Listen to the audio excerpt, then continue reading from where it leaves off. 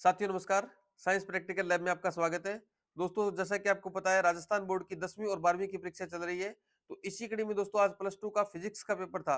तो चलिए दोस्तों बात करते हैं आज का फिजिक्स का पेपर आपका कैसा रहा और किस प्रकार के प्रश्न आए। सबसे पहले मैं बात करूं दोस्तों प्रश्नों की। तो दोस्तों 18 जो क्वेश्चन है, 18 क्वेश्चन मल्टीपल चॉइस के क्वेश्चन थे जो 1/2 अंक के थे।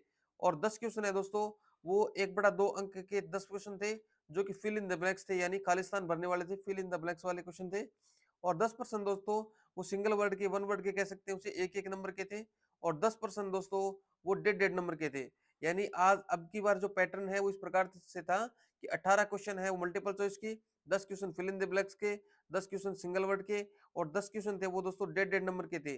3% थे दोस्तों वो 3-3 अंक के थे, और 2% है दोस्तों बड़े अंक पर्सन थे वो 4-4 अंक के थे। इस प्रकार से टोटल जो दोस्तों पेपर का पैटर्न रहा। और आगे आने वाले एग्जाम है, 2026 का एग्जाम है, 27 का एग्जाम है, उसी में यही पैटर्न रहेगा दोस्तों। इसी प्रकार से आपसे प्रश्न पूछे जाएंगे। तो चलिए बात करते हैं आज का पेपर कैसा रहा। सबसे पहले बात करूं दोस्तों, जो फर्स्ट पार्ट था, सेक्शन ए था दोस्तों, उसके अंदर दोस्तों पहले प्रश्न के अंदर जो है वो आपके 18 देख रहे हो आप, ये 18 मल्टीपल चॉइस के क्वेश्चन है। ये पहले प्रश्न के अंदर सारे थे दोस्तों। तो पहले अंक के पहले प्रश्न के अंदर 18 थे, जिसमें पहले प्रश्न पूछा गया था विद्युत फ्लक्स कैसा मात्रक पूछा गया था। और दूसरे प्रश्न में आर दूरी पर के दो विद्युत आवेशों के मध्य बल दिया गया था और उनकी दूरी डबल करने पर बल के मान पर क्या प्रभाव पड़ता है, ऐसा पूछा गया था।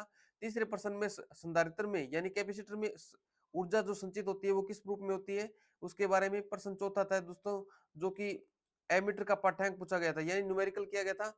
आगे बात करूं दोस्तों, पांचवा प्रश्न है वो एक विद्युत आवेश क्यू है, वो वी वेग से समरूप चुंबकीय क्षेत्र बी में समांतर गति करता है, तो उस पर कार्यरत बल का मान पूछा गया था। इसके बाद बात करूं दोस्तों क्वेश्चन नंबर 6 में, पहले का चौथा था वो एम चुंबकीय गुण वाले चुंबकीय क्षेत्र को थीटा कोण से बी चुंबकीय क्षेत्र बी में रखने पर स्थितिज ऊर्जा का मान पूछ रखा था। और अगला प्रश्न था वो दोस्तों प्रत्यावर्ती धारा में जनरेटर वाला था। आगे बात करूं दोस्तों तो प्रत्यावर्ती वोल्टता का मान निकालना था, ये एक आपके पास डायग्राम दिया गया था।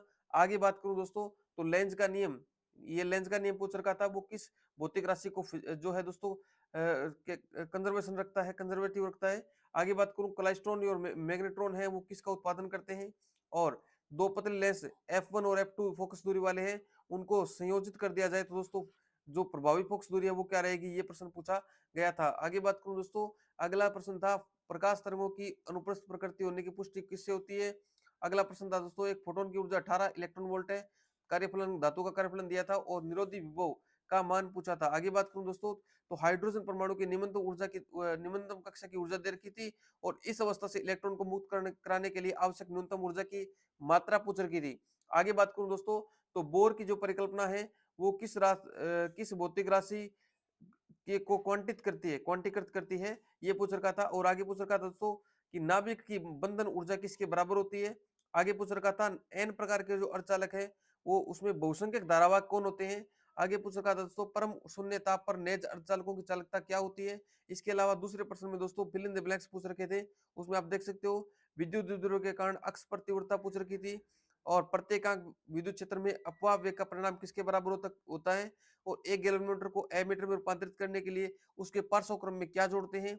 आगे पूछ रखा था कि अनुचुंबकीय पदार्थ के लिए चुंबकीय प्रवृत्ति यानी जो जाई बोलते हैं उसका मान क्या होता है। प्रेरित विद्युत वाहक बल का परिमाण जो परिपथ के खालिस्तान के समय और समय के साथ होने वाले परिवर्तन की दर के बराबर होता है।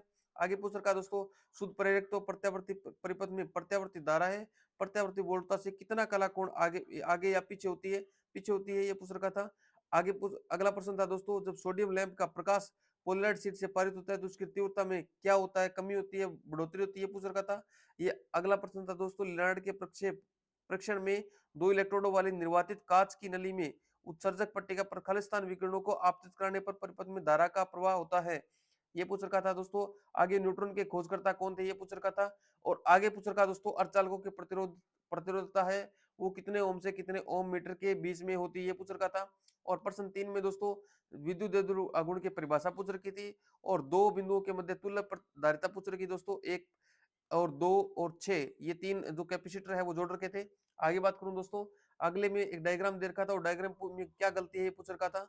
ये दोस्तों मैग्नेटिक फील्ड का डायग्राम था। आगे प्रश्न था दोस्तों एक समान चुंबकीय आघूर्ण बी है, दोलन करती हुई चुंबकीय आघूर्ण एम वाले चुंबकीय सुई पर उत्पन्न आघूर्ण का सूत्र जो है वो दोस्तों आपको लिखना था। इसके अलावा एक चित्र दे रखा था और एक कुंडली को लाया जाता है तो उत्पन्न धारा का मान किस दिशा में होगा, ये पूछ रखा था। आगे पूछ रखा दोस्तों एकल स्लिट द्वारा पर विवर्तन के लिए फ्रिंजों की तीव्रता का वितरण का चित्र बनाना था दोस्तों। एक बोर मॉडल की एक कमी पूछ रखी थी। आगे बात करूं दोस्तों नाभिकीय संलयन से आपका क्या मतलब है। एक पीएन जंक्शन डायोड है, वो अग्रदिशिक बायस में वी आई अभिलक्षणिक वक्रों के अध्ययन के प्रायोगिक परिपथ का नामांकित चित्र। दोस्तों पूरा प्रैक्टिकल था, उसका नामांकित चित्र पूछ रखा था। एक आया हुआ था दोस्तों अपवर्तन के लिए स्नेर का नियम लिखिए, ये प्रश्न आया हुआ था। आगे बात करूं दोस्तों बड़े प्रश्नों में, तो एक न्यूमेरिकल था कि एक अनंत रैखिक आवेश 4 सेंटीमीटर दूरी पर रखे गए हैं, विद्युत क्षेत्र ये है दिया गया था और रैखिक आवेश के घनत्व की गणना करनी थी। प्रश्न नंबर 5 में दोस्तों एक वस्तु है, उसकी वक्रता वस्तु 20 सेंटीमीटर वक्रता त्रिज्या की अवतल दर्पण से 15 सेंटीमीटर दूरी पर रखी गई है, प्रतिबिंब की स्थिति और प्रकृति ज्ञात करनी थी। एक प्रश्न नंबर 6 में दोस्तों एक विद्युत आवेश प्लस क्यू दिया गया था, उससे आर दूरी पर उत्पन्न विद्युत विभव की गणना करनी थी। और 7वें प्रश्न में दोस्तों R1 और R2 त्रिज्या के दो सेकेंडरी वर्ताकार कुंडलियां समक्ष रखी गई थी और यानी एक एक्स पर रखी गई थी, दोनों के केंद्र संपातित थे, एक ही थे। इस व्यवस्था के लिए अन्योन्य प्रेरकत्व का मान आपको ज्ञात करना था। अगले प्रश्न में दोस्तों विद्युत चुम्बकीय तरंगों के दो अभिलक्षण लिखने थे। इसके अलावा 9वें प्रश्न में दोस्तों 5000 एंगस्ट्रॉम तरंग दैर्ध्य का प्रकाश वायु के जल की सतह पर आपतित होता है, अपवर्तित प्रकाश की चाल और आवृत्ति ज्ञात करनी थी दोस्तों। और जहां पानी का अपवर्तनांक आपको दिया गया था 1.133 या 4/3। आगे बात करूं दोस्तों तो आइगेन्स का सिद्धांत है, उसका प्रयोग करते हुए प्रकाश के अपवर्तन के नियमों की व्याख्या करनी थी। और प्रश्न नंबर 11 में दोस्तों परमाणु के रदरफोर्ड नाभिकीय मॉडल के लिए परमाणु परमाणु हाइड्रोजन परमाणु में गतिशील स्थिर कक्षा की त्रिज्या और उसके इलेक्ट्रॉन की कुल ऊर्जा की गणना करनी थी। प्रश्न नंबर 12 में नाभिकीय बल से आपका क्या आशय है, प्रति न्यूक्लियन बंधन ऊर्जा का द्रव्यमान संख्या के फलन के रूप में ग्राफ खींचना था। प्रश्न नंबर 13 में दोस्तों ऊर्जा बैंड के आधार पर विद्युत रोधी और अर्धचालक पदार्थों को समझाना था। आगे बात करूं दोस्तों तो प्रश्न नंबर 14 जो बड़े प्रश्न थे उसमें व्हीटस्टोन ब्रिज पूछ रखा था, यानी व्हीटस्टोन ब्रिज क्या है और गैल्वेनोमीटर के शून्य विक्षेप के लिए किरचॉफ के नियम से संतुलन जो है वो दोस्तों निकालना था। और इसके अथवा में दे रखा था सेल के आंतरिक प्रतिरोध से आपका क्या आशय है। E1 और E2 दो विद्युत वाहक बल वाले सेल जिनका आंतरिक प्रतिरोध R1 और R2 है को श्रेणी क्रम में जोड़ रखा था और संयोजन का कुल विद्युत वाहक बल और कुल आंतरिक प्रतिरोध ज्ञात करना था और आवश्यक चित्र बनाना था। प्रश्न नंबर 15 में दोस्तों एम्पियर का परिपथीय नियम लिखना था और अनंत लंबाई के सीधे धारावाही चालक तार से R दूरी पर विद्युत चुंबकीय क्षेत्र की गणना करनी थी। आगे पूछ रखा था दोस्तों बायोसावर्ट का नियम और एक विद्युत धारावाही पास की अक्ष पर स्थित बिंदु पर चुंबकीय क्षेत्र की गणना। आगे पूछ रखा दोस्तों प्रश्न नंबर 16 में बड़े प्रश्न में प्रकाश विद्युत प्रवाह पूछ रखा था, उसके अध्ययन के लिए प्रायोगिक व्यवस्था का चित्र बनाना था और प्रकाश विद्युत धारा पर आपतित प्रकाश की तीव्रता नियत रखते हुए विभव का क्या प्रभाव होता है वो ग्राफ बनाना था। एक अगले में हाथों में दे रखा था दोस्तों आइंस्टीन का प्रकाश विद्युत समीकरण लिखना था। आपतित प्रकाश की तीव्रता न्यू और निरोधी विभव वी नोट के मध्य संबंध स्थापित करना था और दो भिन्न धातुओं के लिए निरोधी विभव और आपतित प्रकाश की आवर्ती के मध्य ग्राफ खींचना था। और प्रश्न नंबर 17 में दोस्तों प्रत्यावर्ती धारा का वर्ग माध्यम मूल मान ज्ञात करना था, उसमें पूरा डायग्राम बनाना था आपको, सॉरी डायग्राम क्या पूरी थ्योरी लिखनी थी। एक प्रत्यावर्ती धारा परिपथ में सी धारिता वाला संधारित्र जुड़ा था, इस परिपथ में उत्पन्न संधारित प्रतिघात और धारा व वोल्टता के मध्य कला संबंध ज्ञात करना था और परिपथ के लिए वो फेजर आरेख है वो भी आपको बनाना था। इसके अलावा दोस्तों अनुनाद किसे कहते हैं ये लिखा था और LCR परिपथ ये आपको आता ही होगा, ये बिल्कुल इजी था, ये कंफर्म था प्रश्न लगभग। और इसके अलावा कोणीय आवर्ती ओमेगा के साथ धारा के परिवर्तन का आलेख खींचना था। आगे बात करूं दोस्तों तो 18 नंबर प्रश्न था, उसमें विचलन कोण किसे कहते हैं।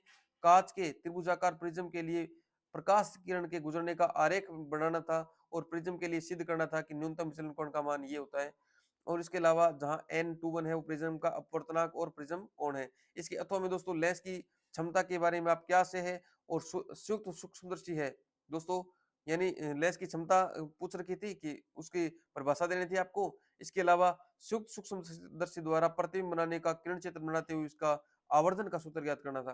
तो इस प्रकार दोस्तों मेरा ये मानना है कि बड़े प्रश्न है ना वो बिल्कुल इजी आए थे, बिल्कुल इजी प्रश्न आए थे। कंफर्म होता है तो बायोसावर्ट का नियम है, एकाग्र परिपथ का नियम है, विचलन कोण है, ये लेंस ये न्यूनतम विचलन का मान है, लेंस की आवर्धन क्षमता, संयुक्त सूक्ष्मदर्शी, ये कंफर्म प्रश्न थे दोस्तों। प्रकाश विद्युत प्रभाव है, प्रत्यावर्ती धारा अनुवाद LCR वाला है, ये कंफर्म था। बायोसावर्ट का नियम कंफर्म। व्हाइटस्टोन ब्रिज है बिल्कुल आसान सा है।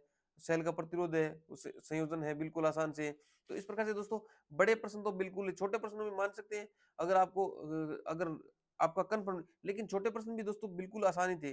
है ना? जो न्यूमेरिकल है वो बिल्कुल ईज़ी न्यूमेरिकल आए थे, इसमें ऐसा कुछ नहीं था। तो इस प्रकार से आपका मेरा मानना है कि आज का आपका पेपर फिजिक्स का अच्छा रहा होगा। दोस्तों इसी प्रकार के आगे अगर आप 2025 के पेपर देख रहे हो आप, इसी पैटर्न पर 2026 का पेपर आने वाला है, इसी पैटर्न पर 2027 का पेपर आने वाला है। तो इस पैटर्न के लिए आपको ये वीडियो देखना चाहिए और अपने दोस्तों को भी साथ शेयर करना चाहिए। Thank you.